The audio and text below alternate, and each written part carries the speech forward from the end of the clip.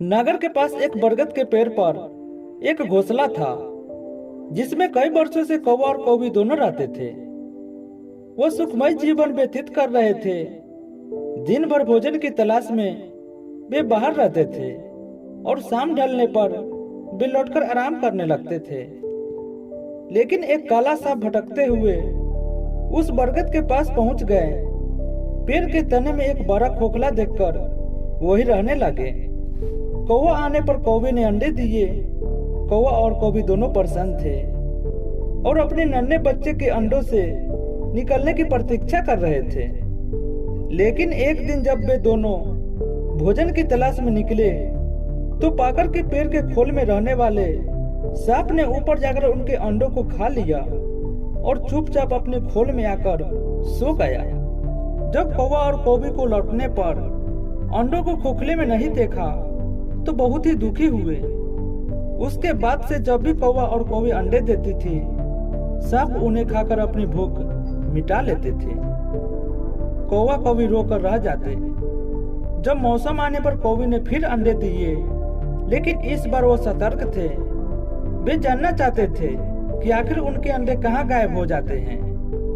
योजना अनुसार एक दिन वे रोज की तरह घोंसले से बाहर निकले और दूर जाकर पेड़ के पास छुपकर अपने घोंसले की निगरानी करने लगे।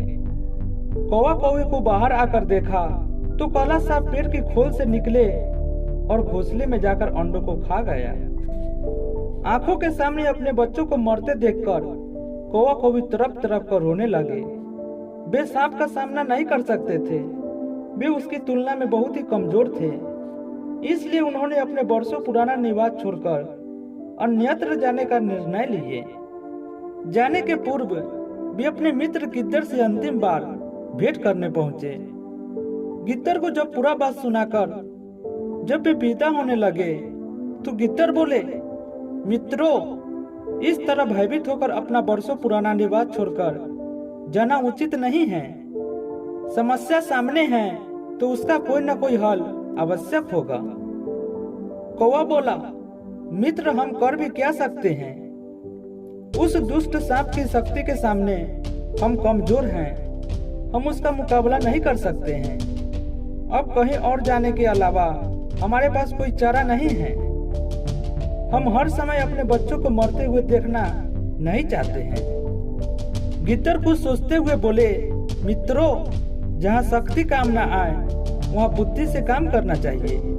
यह कहकर उसने सांप से छुटकारा पाने के लिए योजना कौवा कौवी को बताई। अगले दिन योजना अनुसार कौवा कौवी नगर के सरोवर में पहुंचे, जहां राज्य की राजकुमारी अपने सखियों के साथ रोज स्नान करने आया करते थे। उन दिन भी राजकुमारी अपने वस्त्र और आभूषण किनारे रखकर सरोवर में स्नान कर रहे थे। पास में सैनिक निगरानी कर रहे थे। कौवे ने राजकुमारी को हीरे का हार अपनी चोंच में दबाया और कांव कांव करता हुआ राजकुमारी और सैनिक को दिखाते हुए उड़ गया। कौवे को अपना हार ले जाते देखकर राजकुमारी चिल्लाने लगी। सैनिक कौवे के पीछे भागे। वे कौवे के पीछे पीछे बरगद के पेड़ के पास पहुंच गए। कौवा यही तो चाहता था। राजकुमारी का हार पेड़ के खोल में गिराकर वह उड़ गया। सैनिक ने यह देखा। हार निकालने के लिए उन्होंने खोल में एक अंडा डाल दिया। उस समय सांप खोल में ही आराम कर रहे थे। डंडे के स्पर्श से वो फन फैलाए बाहर निकले। सांप को देखकर सैनिक हरकत में आ गए और उसे तलवार और भाले से मार दिए। सांप के मारने के बाद कौवा कौवी खुशी खुशी अपने घोंसले में रहने लगे। उस वर्ष जब कौवे ने अंडे दिए तो सुरक्षित रहे। तो इस कहानी से हमें यह सीख मिलती है कि जहाँ शारीरिक शक्ति काम न आए वहाँ बुद्धि से काम करना चाहिए। बुद्धि से बड़े काम कर सकते हैं और किसी भी संकट का हल आसानी से निकाला जा सकता है। तो दोस्तों, आज का स्टोरी कैसा लगा कमेंट बॉक्स के जरिए अपनी राय जरूर बताना। तब तक के लिए धन्यवाद।